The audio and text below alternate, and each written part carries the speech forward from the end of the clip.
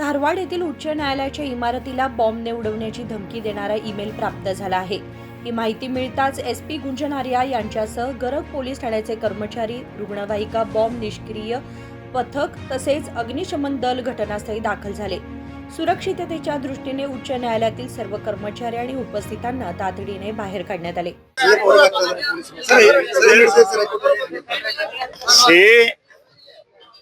ನಾವು ರಿಜಿಸ್ಟ್ರಾರ್ ಮತ್ತು ಪೊಲೀಸ್ ಅಧಿಕಾರಿಗಳು ಚರ್ಚೆ ಮಾಡಿದ್ವಿ। ಈ ಸಂದರ್ಭದಲ್ಲಿ ಹೈಕೋರ್ಟ್ಗೆ ಬಾಂಬ್ ಬಿಟ್ಟಿದ್ದೇವೆ ಅಂತ ಹೇಳಿ ಅವರಿಗೆ ಮೇಲ್ ಬಂದಿದೆ ಅಂತ ಹೇಳಿದ್ರು ರಿಜಿಸ್ಟ್ರಾರ್ಗೆ। ಕೂಡಲೇ ಎಚ್ಚೆತ್ತುಕೊಂಡು ಪೊಲೀಸ್ ಸಿಬ್ಬಂದಿ ವರ್ಗ ಎಲ್ಲ ವಕೀಲರನ್ನು ಸಹ ಕೋರ್ಟ್ನಲ್ಲಿ ಇದ್ದಂತ ಜಡ್ಜಸ್ ಸಹ ಎದ್ದು ಹೋದ್ರು।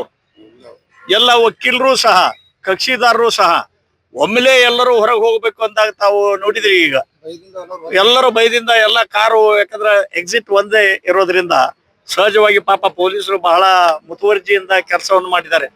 ಆದ್ರೆ ಈ ಸಂದರ್ಭದಲ್ಲಿ ಸಹಜವಾಗಿ ಮನುಷ್ಯನಿಗೆ ಜೀವ ಅಂದ್ರೆ ಹೆದರಿಕೆ ಎಲ್ಲರಿಗೂ, ಯಾಕಂದ್ರೆ ಹುಟ್ಟಿದ ಮನುಷ್ಯನಿಗೆ ಸಾವು ಅಂದಾಗ ಅವ ವಿಚಲಿತ ಆಗ್ತಾನೆ।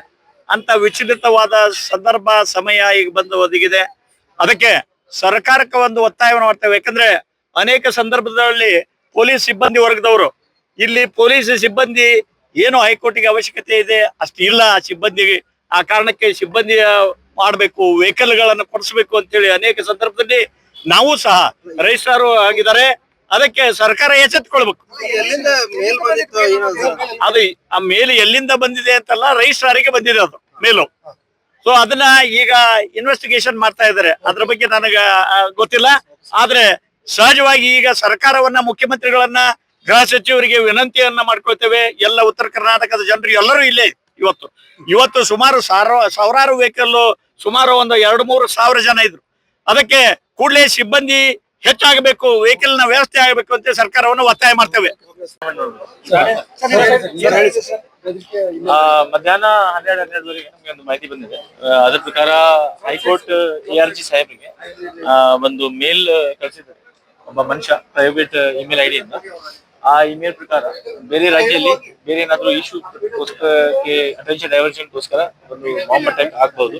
ಆ ಟೈಮಿಂಗ್ ಅರೌಂಡ್ 2 ಗಂಟೆ ಕೊಟ್ಟಿದ್ದಾರೆ। ಸೊ ನಮ್ದು ಇಮಿಡಿಯೇಟ್ಲಿ ನಾವೇ ಜಿಲ್ಲಾ ಪೊಲೀಸ್ ಮತ್ತೆ KSISF ಮತ್ತೆ ಫೈರ್ ಮತ್ತೆ ಆಂಬ್ಯುಲೆನ್ಸ್ ಎಲ್ಲ ಡಿಪಾರ್ಟ್ಮೆಂಟ್ ಒಟ್ಟಿಗೆ ಇಲ್ಲಿ ಸ್ಪಾಟ್ಗೆ ಬಂದ ತಕ್ಷಣ ನಮ್ದು ಸೆಕ್ಯೂರಿಟಿ ಡ್ರಿಲ್ ಏನಿದೆ, ಸೆಕ್ಯೂರಿಟಿ ಪ್ರೋಟೋಕಾಲ್ ಪ್ರಕಾರ ಅದು ನಾವೇ ಸ್ಟಾರ್ಟ್ ಮಾಡಿಸಿದೀವಿ। ಫಸ್ಟ್ ನಾವೆಲ್ಲ ವೆಹಿಕಲ್ಸ್ ಪಬ್ಲಿಕ್ಗೆ ಮತ್ತೆ ಜಡ್ಜಸ್ಗೆ ಮತ್ತೆ ಯಾರು ವಿಸಿಟರ್ಸ್ ಇರ್ತಾರೆ ಅವರಿಗೆ ಮತ್ತೆ ಅಡ್ವೊಕೇಟ್ಸ್ಗೆ ಎಲ್ಲಾಗೆ ಇಲ್ಲಿಂದ ಖಾಲಿ ಮಾಡಿಸಿ ಪೂರ್ತಿ ಬಿಲ್ಡಿಂಗ್ ಖಾಲಿ ಈಗ ನಮ್ದು ES ಚೆಕ್ ನಡೀತಾ ಇದೆ। ಯಾವ್ದು ಸಸ್ಪೆಕ್ಟ್ ಆಬ್ಜೆಕ್ಟ್ಸ್ ಇದಾದ್ಮೇಲೆ ನಾವೇ ಮುಂದಿನ ಕ್ರಮ ತಗೊಳ್ತೀವಿ।